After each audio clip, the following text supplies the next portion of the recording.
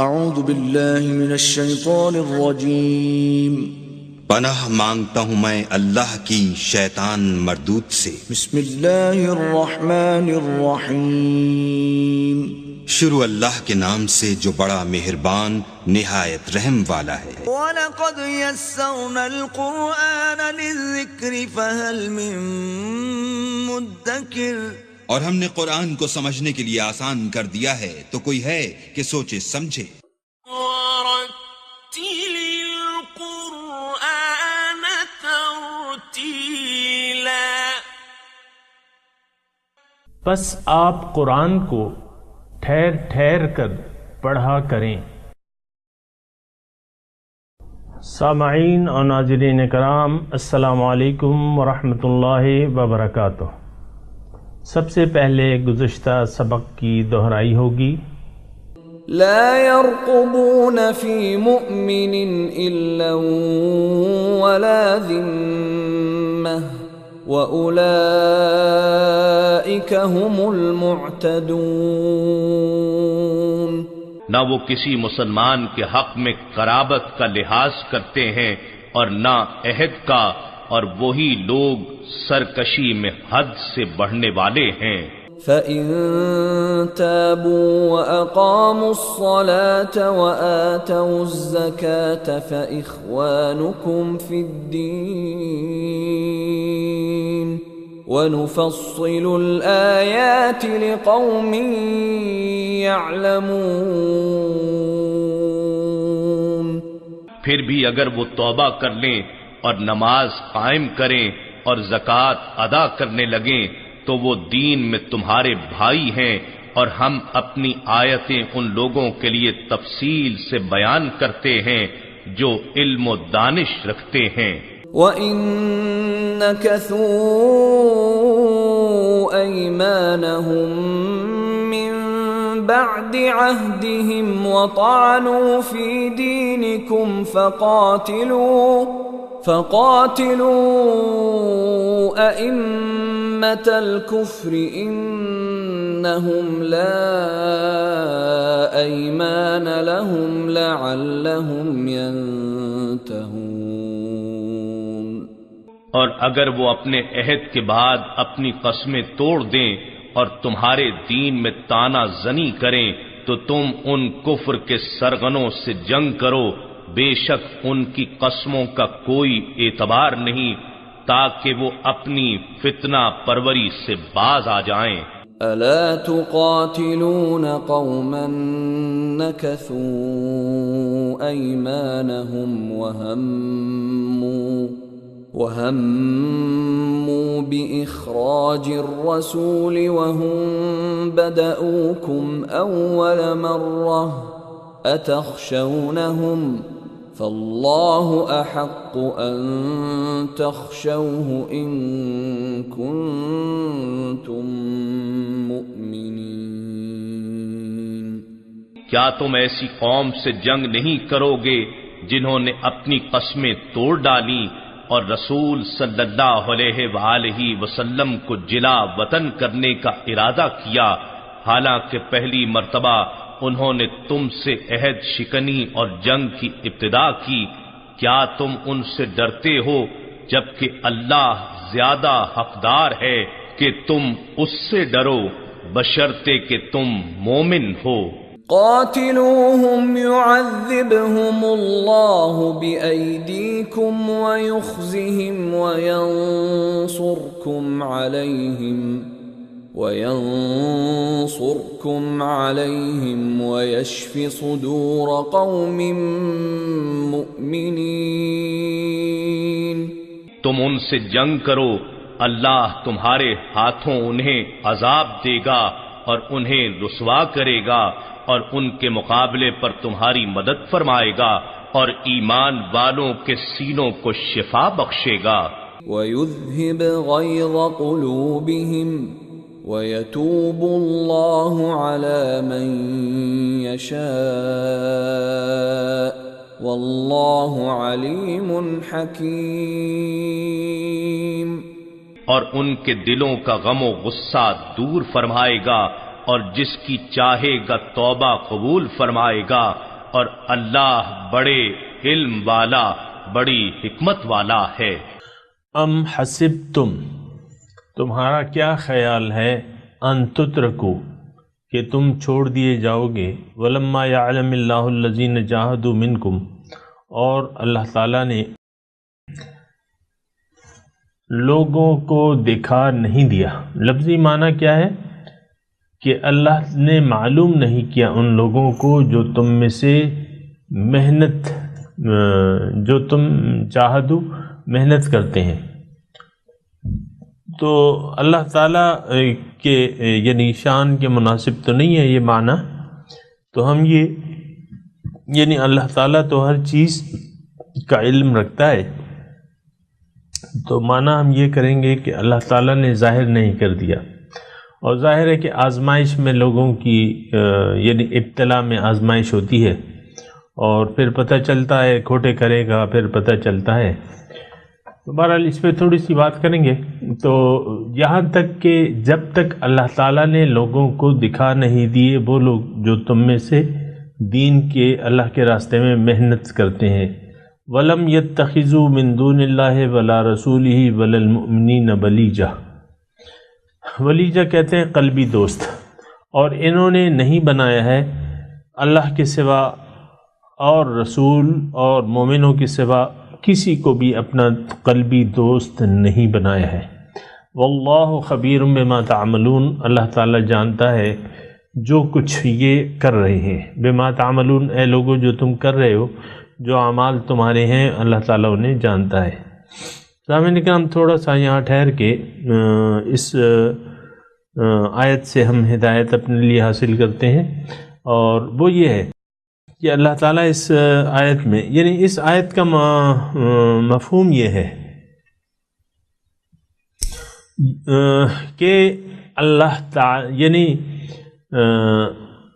اللہ تعالیٰ کے قرب کا راستہ آزمائشوں اور تکلیفوں سے گزر کے جاتا ہے، یعنی خوب محنت۔ دیکھیں جاہد، اللہ تعالیٰ نے فرمایا ہے قرآن میں کہ وَجَاهِدُوا فِي اللَّهِ حَقَّ جِهَادِهِ، اللہ کے راستے میں محنت کرو جس طرح کہ اس کا حق ہے۔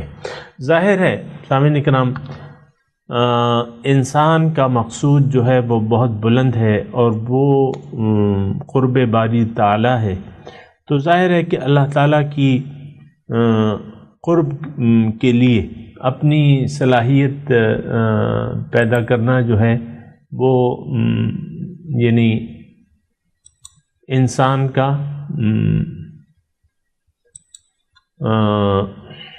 یعنی اللہ تعالیٰ کے یعنی انسان، دیکھیں میں آسان الفاظ میں آپ کو یہ بات بتاؤں کہ اللہ تعالیٰ نے دنیا میں انسان کو اپنے لیے بھجوایا ہے کہ یہاں وہ جد و جہد کرے اور اللہ تعالیٰ کو بحیثیت مقصد زندگی منتخب کر کے اس کے راستے پر چلے۔ تو اللہ تعالیٰ کا راستہ ظاہر ہے کہ سامعین اکرام آپ کو معلوم ہے کہ انسان کے ساتھ ایک نفس لگا ہوا ہے، اور نفس جو ہے بہت آمادہ کرنے والا ہے گناہ کی طرف۔ تو مختلف رکاوٹیں ہیں اللہ تعالیٰ کی طرف، اور یہ ہونی چاہیے تھی۔ نفس کی رکاوٹ ہے سب سے بڑی، عاد عدوک نفسک الذی بین جنبیک، تمہارا دشمن نمبر ایک جو ہے وہ تمہارا نفس ہے جو تمہارے پہلو کے اندر ہے۔ پھر شیطان ہے جو اللہ تعالیٰ کو چیلنج دے چکا ہے کہ لأقعدن عند صراطک المستقیم، کہ اللہ تعالیٰ میں سیدھی جو تیری طرف سیدھا راستہ گیا ہے میں اس میں ان کو بیٹھوں گا اور بہکاؤں گا۔ تو پھر معاشرہ ہے رکاوٹ جو اللہ تعالیٰ کو بحیثیت مقصود زندگی نہیں بناتا یا اپناتا۔ پھر گمراہ لوگ ہیں ہمارے ارد گرد جو ہیں۔ گمراہ سے میرا مطلب یہ ہے کہ جن کا مقصود و محبوب و مطلوب اللہ نہیں ہے۔ اس میں آپ کے ماں بھی ہو سکتا ہے، باپ بھی ہو سکتے ہیں، بھائی بہن، بیوی شوہر اور بیٹا بیٹی، یہ سب ہو سکتے ہیں۔ یعنی اس کا امکان ہے کہ وہ آپ کے مومن کے راستے میں اس کے مددگار نہ ہو، اس کے ساتھی نہ ہو. ایسا ہو چکا ہے سامعین کرام. تو پھر یہ ہے کہ یہ ان ساری رکاوٹیں اور یہ جد و جہد اور محنت اس کو کرنی ہے، اور ان پہ خوب یعنی ان کے ساتھ پھر جاہدوا فی اللہ حق جہاد. یہ اللہ تعالیٰ نے یہ ایک بات مجھے کہنے دیں سامعین کرام، اللہ تعالیٰ نے یہ سارا سسٹم جو بنایا ہے انسان کی کامیابی کا، یہ محنت مشقت سے ہو کے گزرتا ہے. اور ایک آیت میں آپ کو سناتا ہوں، اس میں آپ کو یعنی قرآن سے بھی پتہ چل جائے گا جو میں کہہ رہا ہوں. اللہ تعالیٰ فرماتا ہے یا ایھا الانسان انک کادح الی ربک کدحا فملاقی. اے انسان، تم اللہ تعالیٰ کو مقصود بنا کے جب اس کے راستے پر چلتے ہو تو تم خوب محنت کرتے ہو. کادح الی ربک، خوب محنت کرتے ہو. فملاقی، بس جب تم ایسا کرو گے تو امید رکھو کہ تمہاری ملاقات اس سے ہو جائے گی.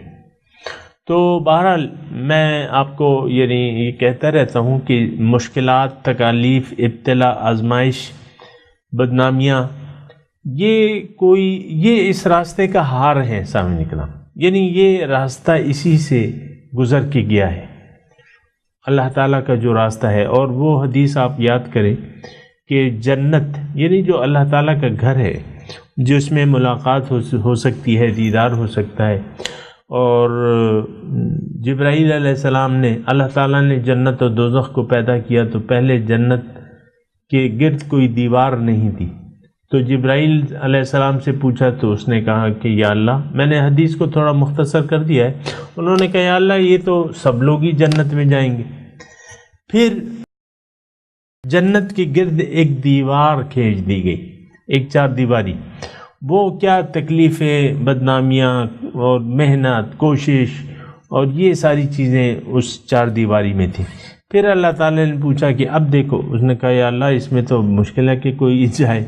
تو اور دیکھیں یہ حدیث اور پھر اللہ تعالیٰ کی وہ بات کہ والعصر ان الانسان لفی خسر، زمانہ گواہ ہے اس بات پہ کہ انسان نقصان میں جا رہا ہے.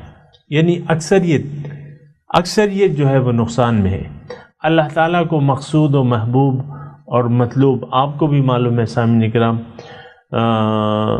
یہ یعنی بہت سے ایسے لوگ ہیں جو اس بات پہ آمادہ نہیں ہوتے کہ ہمارا ساری طرف سے اپنے قلبی تعلقات کو کاٹ کے ایک طرف لگا لے، جبکہ ہونا یہی چاہیے. یہ میں آپ کو عرض کر دوں، جب تک دیگر انی وجہت وجہی للذی فطر السماوات والارض، میں نے اپنا رخ پھیر لیا ہے ایک ذات کی طرف جس نے زمین اور آسمان پیدا کیے ہیں. تو جب تک ایسا نہ ہو تو کامیابی مشکل ہے، کیونکہ یہ دو قسم کے خیالات نہیں ہو سکتے. وہ مضمون ذرا وہ ہو رہا ہے، لیکن یہ ہے کہ یہ ایک نقطہ ہے سمجھنے کا. اور اس سلسلے میں فارسی کا ایک شعر میں آپ کی نظر کرتا ہوں کہ ہم خدا خواہی ہم دنیائے دوں، این خیالست تو محالست تو جنوں. اللہ تعالیٰ فرماتا ہے کہ ہم خدا خواہی ہم دنیائے دوں، کہ تم خدا کو بھی چاہتے ہو اور ذلیل دنیا کو بھی چاہتے ہو. یعنی ایسا ہونا ممکن نہیں ہے. این خیالست تو محالست تو جنوں.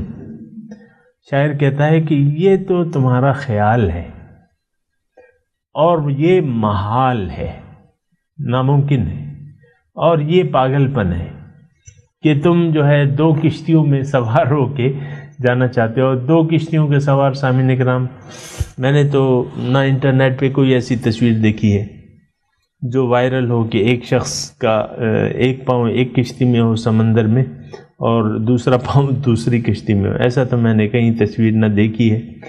ہاں فوٹو شاپ سے آپ بنا لیں تو وہ ایک الگ بات ہے. تو ایک کشتی کا سوار مومن جو ہے وہ ایک کشتی کا سوار ہوتا ہے. یہ بات یاد رکھیں. اگر آپ، میں، آپ، کوئی بھی اگر ایک کشتی میں سوار نہ ہوا اور وہ اس نے منافقانہ روش اختیار کر لی کہ یار یہ بھی کرنا ہے وہ بھی کرنا ہے. دنیا تو دیکھیں کچھ کہیں بھی نہیں جاتی، کدھر بھی نہیں جاتی. جو نصیب ہے، جو مقسوم ہے، وہ آپ کو ضرور ملے گا. جب ضرور ملے گا تو اللہ تعالیٰ کی طرف جو راستہ ہے اس کی طرف مکمل رخ کر لو. وَأَنِيبُوا إِلَىٰ رَبِّكُمْ، اللہ تعالیٰ کی طرف رجوع کر لو. تمہارا نقصان کیا ہے اس میں؟ اللہ تعالیٰ کی طرف اگر ہم نے رجوع کر لیا تو اس میں جو دنیا مقسوم ہے، جو قسمت میں ہے، وہ تو ضرور ملے گی. لیکن اگر ایسا نہ کیا، دنیا کی کشتی میں بیٹھ گئے اور منافقانہ روش اختیار کر لی، تو یاد رکھیں کہ دنیا تو مل جائے گی قرآن کے حساب سے. اللہ تعالیٰ کا جو فیصلہ ہے، جو مقسوم ہے وہ آپ کو ملے گا. لیکن آخرت سے آپ یعنی آخرت رہ جائے گی. آخرت میں پھر صرف جہنم کے سوا کچھ بھی نہیں ہوگا. یہ بات نوٹ کر لیں، یہ قرآن کی بات ہے. من کان یرید العاجلۃ عجلنا له فیہا ما نشاء لمن نرید ثم جعلنا له جہنم یصلاھا مذموما مدحورا. جو دنیا کا خواہش مند ہے، من کان یرید العاجلہ، جو عاجلہ دنیا چاہتا ہے تو میں اس کو دے دوں گا، لیکن وہ دینا میرا مشروط ہے. عجلنا له فیہا ما نشاء لمن نرید، میں اس کو دے تو دوں گا، لیکن کس کو؟ ما نشاء، جس کو میں چاہوں. نہیں، ما نشاء جتنا میں چاہوں، لمن نرید جس کو میں چاہوں. اب پھر یہ پابندی آ گئی، اور یہ پابندی تو تقدیر کی پابندی ہے کہ مقسوم سے زیادہ آپ لے نہیں سکتے. جو قسمت میں ہے وہی آپ کو ملے گا، چاہے آپ لاکھ پہاڑوں کو جو ہے وہ ادھیڑ لیں، آپ کو تو وہی ملے گا. اس سلسلے میں ایک عربی کا شعر مجھے یاد آ رہا ہے، میں آپ کی نظر کرنا چاہتا ہوں. وہ کہتے ہیں کہ نصیبک یصیبک ولو کان تحت الجبلین وما لا یصیبک لا یصیبک وما لا نصیبک لا یصیبک ولو کان تحت الشفتین. ترجمہ کیا ہے؟ مطلب اس کا یہ ہے کہ دیکھو، جو تمہارا مقسوم ہے، مقسوم جب میں کہتا ہوں اس کا مطلب جو قسمت میں آپ کے لکھا ہوا ہے، جو دنیا جتنی آپ کو اللہ تعالیٰ نے لکھ دی ہے. نصیبوں کا یوسیبوں کا، جو نصیب ہے تمہارا. اور یہ تو اللہ تعالیٰ نے قرآن میں فرمایا ہے کہ ہم نے نحن قسمنا بینہم معیشتہم فی الحیات الدنیا، دنیا میں جو معیشت ہے ہم نے اس میں تقسیم کر دی ہے.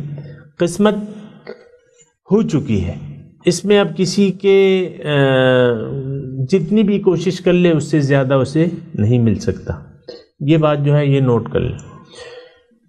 تو نصیبوں کا یصیبوں کا، جو نصیب ہے وہ تمہیں ملے گا. وَلَوْ كَانَ تَحْتَ الْجَبَلَيْنِ، اگرچہ وہ دو پہاڑوں کے نیچے ہی کیوں نہ ہو، وہ تمہیں ضرور ملے گا. وَمَا لَا يُصِيبُكَ لَا يُصِيبُكَ وَمَا لَا نَصِيبُكَ لَا يُصِيبُكَ، جو تمہارے نصیب میں نہیں ہے وہ تمہیں نہیں مل سکتا، اس کو تم حاصل نہیں کر سکتے. وَلَوْ كَانَ تَحْتَ الشَّفَتَيْنِ، اگرچہ وہ تمہارے دونوں ہونٹوں کے بیچ میں ہی کیوں نہ ہو. اور ایسا منظر سامعین کرام آپ نے دیکھا ہوگا، ایک آدمی مر رہا ہے، نزع کا وقت ہے، اور عام طور پہ جب وہ ہوتا ہے تو انسان پیاس لگتی ہے، وہ پانی اس کو ایک چمچ سے اس کو دیا جاتا ہے تو کچھ گھونٹ تو وہ پی لیتا ہے. جب تک اس کی زندگی ہوتی ہے تو وہ تو پی لیتا ہے، اور یہ جو بیٹھا ہے سرانے، یہ تو پلایا جاتا ہے کہ بھئی کچھ تو پی لو، کچھ تو پی لو. تو یہ اصرار کرتا ہے، اور ایک چمچہ ایسا آتا ہے کہ وہ اس کے منہ میں جاتا ہے لیکن وہ ہونٹوں سے نیچے ڈھلک جاتا ہے. تو شاعر کہتا ہے کہ وَمَا لَا نَصِيبُكَ لَا يُصِيبُكَ وَلَوْ كَانَ تَحْتَ الشَّفَتَيْنِ، جو تمہارا مقسوم نہیں ہے، جو تمہارا نصیب نہیں ہے، وہ تمہیں نہیں مل سکتا، اگرچہ دو ہونٹوں کے درمیان ہی کیوں نہ ہو. تو بہرحال سامعین کرام، ہم بعض لوگ جو ہیں اصل میں دین کی سمجھ ایسی نہیں ہے جیسے کہ ہونی چاہیے، اور یہ بدبختی ہے ہماری کہ ہم نہ تو خود سوچتے ہیں، نہ ہمیں کوئی سمجھانے والا ایسا ملتا ہے، اور نہ ایسا ماحول میسر ہے ہمیں بہرحال. لیکن اس کے باوجود ہمیں یعنی انسان کے پاس چونکہ عقل ہے، فکر ہے، شعور ہے، اور تو اسی بنا اس کی پکڑ ہوگی، عقل کی بنا کہ اس نے عقل سے کیوں کام نہیں لیا. لیکن دنیا کے لیے تو آپ کتنے عقل سے کام لیتے ہیں، یہ اور پھر وہ، اور جو آخرت میں آپ عقل کو استعمال ہی نہیں کرتے. یہ بات جو ہے یہ صحیح نہیں ہے. بہرحال میں یہ کہہ رہا تھا کہ اللہ کا راستہ جو ہے وہ خوب جد و جہد اور محنتوں، تکلیفوں اور اس کا ہے راستہ. لیکن ایک بات اس ضمن میں ضرور کہہ دوں کہ جو بھی مصیبت یا تکلیف یا ابتلا یا آزمائش ہے وہ سالک کہتے ہیں جو اللہ تعالیٰ کے راستے پر چلنے والے، وہ سالک کی حیثیت سے زیادہ نہیں ہوگی. یہ بات نوٹ کر لیں، کیونکہ اللہ تعالیٰ کی ادھر ایک پالیسی ہے، سنت ہے، طریقہ ہے کہ لا یکلف اللہ نفسا الا وسعها. اللہ تعالیٰ کسی نفس کو مکلف نہیں کرتا لیکن اس کی وسعت، جو اس کی یعنی جو حیثیت ہے یا وسعت ہے جو اس کا، تو اس سے زیادہ کسی کو پابند نہیں کرتا. تو اتنی بات تسلی رکھیں کہ مصیبتیں، آزمائش اور ابتلا اور جد و جہد و محنت جتنی بھی ہے وہ آپ کی حیثیت یا وسعت یا طاقت سے زیادہ اللہ تعالیٰ آپ سے طلب نہیں کرتا.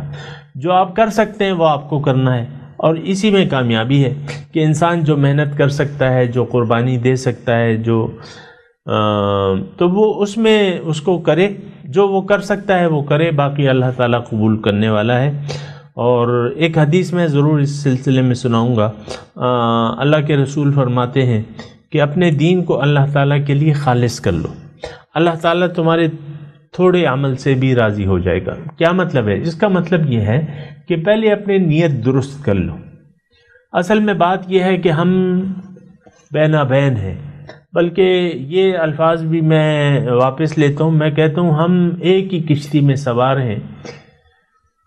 وہ دنیا کی کشتی ہے.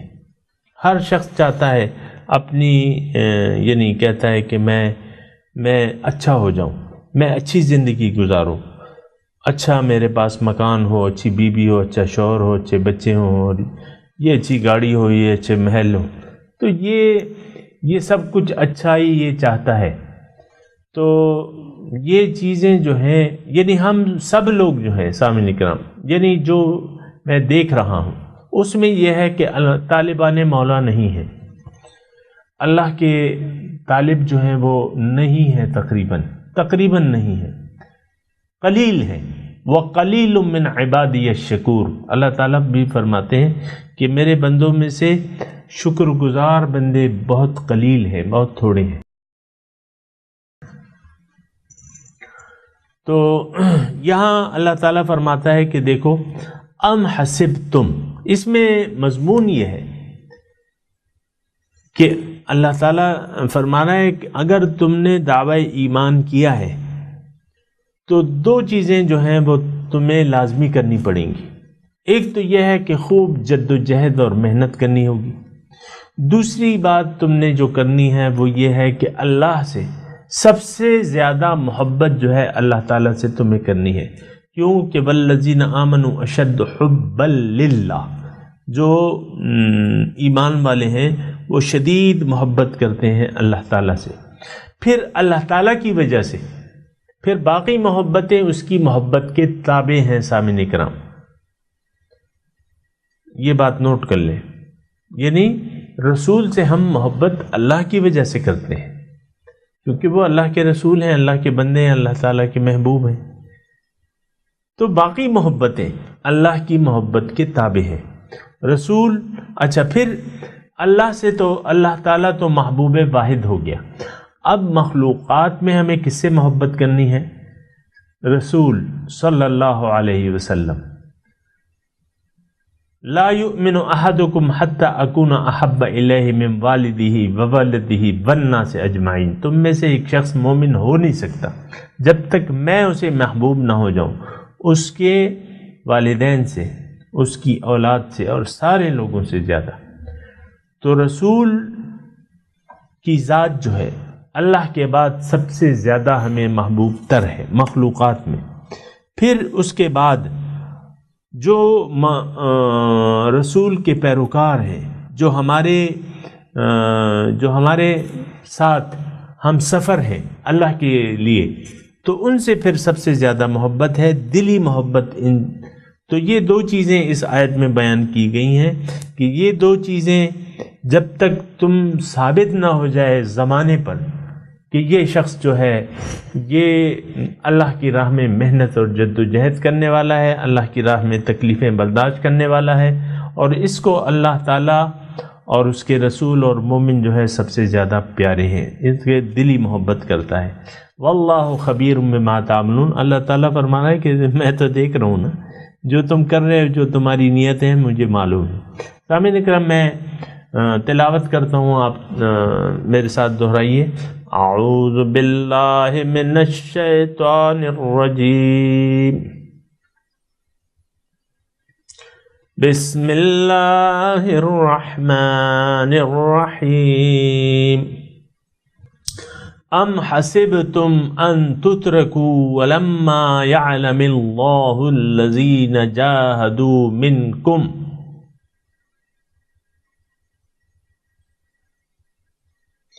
وَلَمْ يَتَّخِذُوا مِن دُونِ اللَّهِ وَلَا رَسُولِهِ وَلَا الْمُؤْمِنِينَ وَلِيجَةً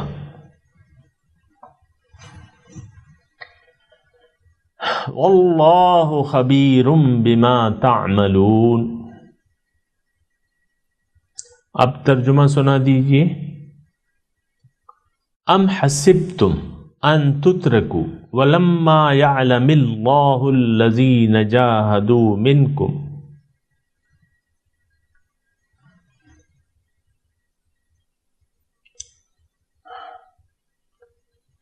تمہارا کیا خیال ہے کہ تم چھوڑ دیے جاؤ گے، حالانکہ اللہ نے ابھی ایسے لوگوں کو جدا ہی نہیں کیا جنہوں نے تم میں سے جہاد کیا. وَلَمْ يَتَّخِذُوا مِن دُونِ اللَّهِ وَلَا رَسُولِهِ وَلَا الْمُؤْمِنِينَ وَلِيجَةً.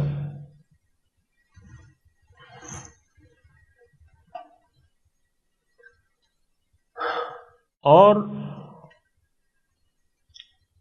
اللہ اور اس کے رسول اور مومنوں کے سوا کسی کو دلی دوست نہ بنایا. وَاللَّهُ خَبِيرٌ بِمَا تَعْمَلُونَ. اللہ تعالیٰ جانتا ہے تمہارے سب کاموں کو. اب ان آیات کی تلاوت اور ترجمہ سنتے ہیں. ام حسبتم ان تتركوا ولما يعلم الله الذين جاهدوا منكم ولم يتخذوا من دون الله ولا رسوله ولا المؤمنين وليجة والله خبير بما تعملون. Or do you think that you will be left alone, without God identifying which of you will strive, and take no supporters apart from God, His Messenger, and the believers? God is well aware of what you do. اس کے ساتھ ہی سامعین اکرام آج کے درس کا وقت اختتام کو پہنچا. انشاءاللہ اگلے درس میں ملاقات ہوگی. وآخر دعوانا ان الحمد للہ رب العالمین. والسلام علیکم ورحمۃ اللہ وبرکاتہ.